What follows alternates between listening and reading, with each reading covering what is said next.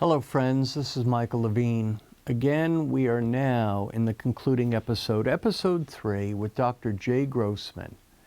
And this part is going to be very informative about how this very unusual charity in support of homeless veterans and other homeless people unfolded and now transforms.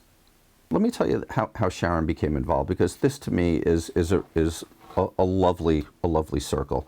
And by the way, is it true, Doctor, that you have an active board, and I think some of your other board members are also somewhat famous people. Some are not famous. Correct. That's accurate. That's accurate. Okay. So I get a phone call from one of the shelters in Santa Monica. Mm-hmm. And they said, we have somebody who's been with us for 5 months, clean and sober for 5 months. He's got a toothache. I said, send him in. He's already passed the first criteria. Of course he is. He's living in a shelter. Right. The shelter says he's following. He's sober. He's sober, right? Mm-hmm. So John comes in, and he's lying in the chair, and I'm working on him. He needs quite a bit of work. I cannot save any teeth. A human mouth, I don't know this, so I'm guess 32. 32. Good guess. Good. Okay. I knew it was 32. Okay. So a human mouth has 32 teeth, and this man has 0. He's about to have zero. About to have 0. Which, by the way, I do know is probably not the best way to apply for a job. With no teeth, correct. And if you saw him when he came in, there were still teeth that were visible, but it looked like a bomb went off. Now, we have a name for that in dentistry. We call it meth mouth. That's actually a diagnosis. Meth mouth. Uh-huh. Like from methamphetamine. Methamphetamine. Right. So he was smoking methamphetamines on the street for over 10 years. And the meth is so toxic, so caustic, it eats away the teeth. Michael, looks like a piece of dynamite went off, just blew up. Okay. And I said, John, what's your story? And he said, well, I used to be a high-end builder and had a brilliant business up in Northern California. And I made a wrong turn. And I go, can you share with me the wrong turn? Tell me about the wrong turn. He said, I got greedy. And people were coming to me and saying, can you build the following project? And instead of saying the intelligent thing, yes, but I need X number of weeks and months to finish my current contract, I just said yes to everybody. I did not know how to say no. And then I decided... Now that is foolish, but not a high crime. But it's about to be. Right. Oh, okay. Right. He said, I started with foolishness. I started using amphetamines to put more working hours into the day so I could take care of everybody. Now here's where it goes south. Yeah. He comes home to his house, to his wife and his 2-year-old kid. And there's a note on the refrigerator from the wife and says, this is not what I signed up for. I don't want our kid exposed to this type of behavior. And she and the 2-year-old are gone. So he now starts looking for them, but they vanished. She did a very good job staying off the grid. He got more and more depressed and started using more and more drugs because he just lost his wife and his 2-year-old son. And his life as he knew it. The drugs got so bad, he stopped showing up to work. Guess what happened to the job? And he owned the business, right? So he now finds himself on the street, and he's using drugs to get rid of the pain. He had no family to really support him, and it became a series of wrong turns. So I said to John, I said, so now you lost your job, you're on the street. How long ago was that? And he says, it's been 15 years. I said, wait a second. You have a 17-year-old son that you haven't seen since he was 2? And he gets a little teary-eyed. And I said, where are they? He goes, I have no idea. So I'm feeling empathy for this guy. He's now in my chair. And I said, what was your transition that had you go from the street to a sobriety clinic? Yeah. And he said, I had my aha moment. Mm-hmm. I had a heart attack. And 911 picked me up and took me to county. And as I'm clutching my chest, having a heart attack, the ER doc comes over and says, John, I could give you this shot that'll stop the heart attack.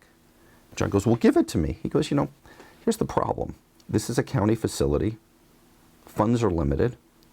You're having this heart attack because you're using drugs. I'm going to stop the heart attack. You're going to go back out there, use drugs again, and I just wasted some medication on somebody that doesn't care about their life. So, John and also tough love. Also that's tough correct. Love. John and this doctor had a staring contest. And John said, I'm sure you've heard this before from addicts, but I promise I'm done. And the doctor stops the heart attack and says, I'm going to hold you to that. Next day, the doctor's doing rounds. John, how you doing? Doctor, thank you. I appreciate it. I have another huge favor. I need $20. And he goes, really? You're going to go get another speedball? Like it's not even been a day. He goes, nope. Cab's coming to pick me up. I'm checking into a facility in Santa Monica. The doctor wheels him out to the cab and gives the cab driver the $20 and says, do not stop any place. Right. And don't give him the 20, give the cab Right. driver. Now, here's what I would be interested in. And you don't maybe know this, but it would be interesting to me. Did he pay him back the $20? That's a great question. That's a great question. That's a great Isn't that question. fun? And knowing John, I bet you he did. Because here's what happened. Part of his recovery would be to pay back. It would be. And here's what he did for me, which I thought was fascinating. So he's lying in the chair, and I'm talking to Jennifer, my assistant, who gave me the job and has been now with me 32 years. And part of my job as a dentist is to tell stories, monologues, because my fingers are in people's mouth. They can't talk back. With sharp instruments. With sharp instruments. Sounds like you've been at the receiving end of that. Mm-hmm. So with that, I'm telling Jennifer about a project I'm about to take on in my house. I'm going to build a retaining wall out of concrete because there's a hill and it's sliding down. And Jennifer has heard me say much stupider things. Why don't you call John? So she goes, that's nice. John raises his hand. I goes, everything okay down there? He goes, yeah, Doc, do you need a hand with that wall? And I said to myself, you know what? The guy wants a job. Right? So I give him my address. Now, at the time, I'm living in Malibu Hills. I need a GPS to find my house, and 25 years ago, there was no GPS.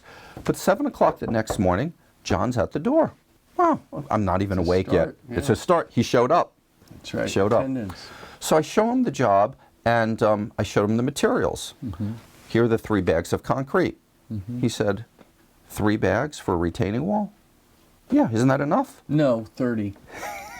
He goes, where's the rebar? I go, what's rebar? And then he goes, where's the wood? I go, no, cement wall, not a wood wall. He goes, doctor, cement starts as a liquid. The wood forms it. The rebar holds it together. So it's probably a good thing I didn't do that. So he goes, you're short a lot of materials. I'm going to guesstimate about $500. So I give him $500, and he takes off. Good luck. Now, do you know what I was thinking about 2 hours later? You just lost $500. Right. Well, 2.5 hours later, I hear him coming back because his car, which has no shocks, is dragging along the street because there's 3,000 pounds of concrete in the back. 3 days later, the job is done. The most breathtaking retaining wall I've ever seen in my life.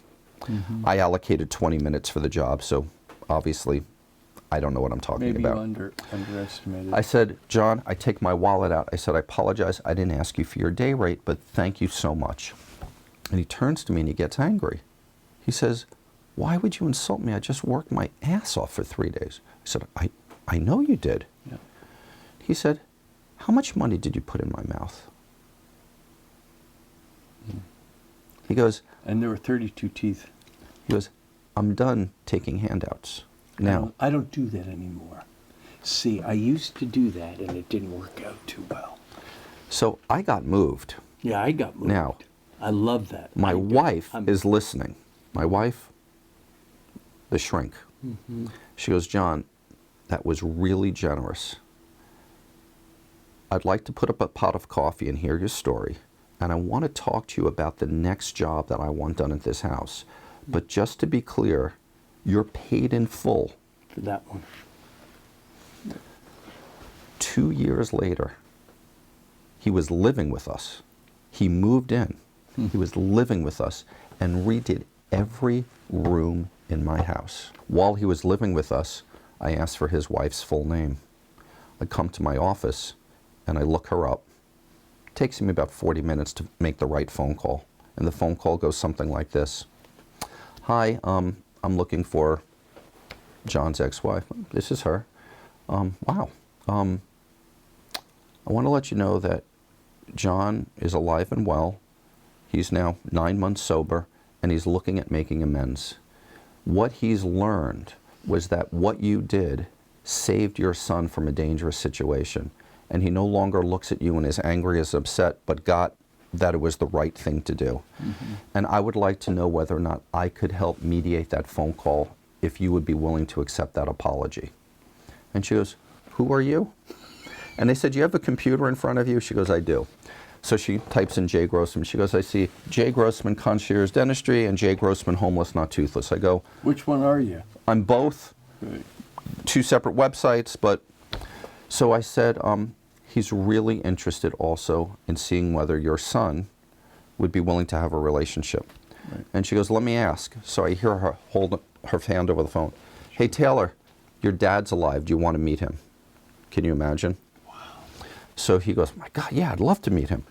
So I said, what does he do? She goes, he finished 11th grade 2 days ago. He's home for the summer doing nothing. He'll probably be getting in trouble. I said, you're telling me he's free today to meet his dad? She goes, yes, but we live in the Midwest. I can't afford a ticket. I said, just let me see if I get this right. If I got him here and he stayed with us, my wife and I would supervise for a week, you would be okay with him flying out? She goes, I would. I go, as long as I don't pay for it. What's the nearest airport? I said, what's your email address? And she goes, and there's a ticket. Mm-hmm. She goes, well, you work fast. I said, we'll pick him up this evening. So I finish my day, I go home, I go, John, I need you to clean up, I need you to run an errand. I said, shower, here's my car. I said, need you to go to the airport, pick somebody up at this airline. He goes, great, what does the person look like? I go, I have no idea. And he laughed, he goes, well, how am I supposed to recognize him? He might look like you. And I said, do you think you would recognize your son? And there was this pregnant pause. He goes, excuse me? I said, Taylor lands in 2 hours. Wow. Taylor still calls me on Father's Day. It's been 20 years. John is working, paying taxes, clean and sober.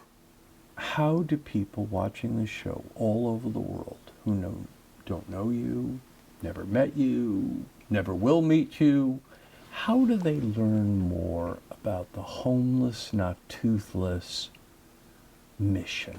So I put resources on the website, homelessnottoothless.org, and it's everything how to set Homeless Not Toothless up in your town, how to donate to us. I do want to say, and this is something I'm very proud of, that 92 cents out of every dollar that gets donated goes directly to patient care. My dollar a year is not where our expenses are. Our supplies and our labs is where our expenses are. And the other 8% is administrative and filing taxes. I've heard you've had UCLA students come here and do dentistry for free on weekends. Yep. But one of the things, again, I got to say goodbye, but this idea that you have created maybe a template for people living in other cities, in other countries, and essentially it says some version of, now listen here, Mary or Jose or Henry, if you're touched by this story, you might want to try it in Philadelphia, see, or something of that sort. I like that template, and have people done that? They have, and it's starting, and we're in negotiations with a very large dental organization. Like a franchise, like a charitable franchise. Exactly, because the truth of the matter is that this is not just good for society and humanity. This is actually good for business too. Talk about that. You know, when people come to me and they go, how is it you justify your prices or whatever? And I said, I want to let you know that we've treated 124,000 people that are unhoused. We've given away $10 million worth of free dental care to help end homelessness, to help do our part. So I want to thank you. You're not going to end homelessness. We're going to help. Contribute. We're going to help. You coming to us actually helps us help society. Yep. It's a win-win. Besides the fact that I feel great after the stories, the story about John, the fact that I'm still in touch with him. I went out to visit him a few years ago, and when he bought a motorcycle, he was so excited. He goes, I bought a motorcycle with cash. We went out there, we had a boys' weekend. We cruised up around Albuquerque for 3 days. And I'm like, I'm with a homeless guy that's now paying taxes and has a relationship with his son. It's a great story. Thank you. This has been a show that I think has been very consistent with the theme. I didn't know where we were going. Without notes. Without notes. It was lovely. Thank you again.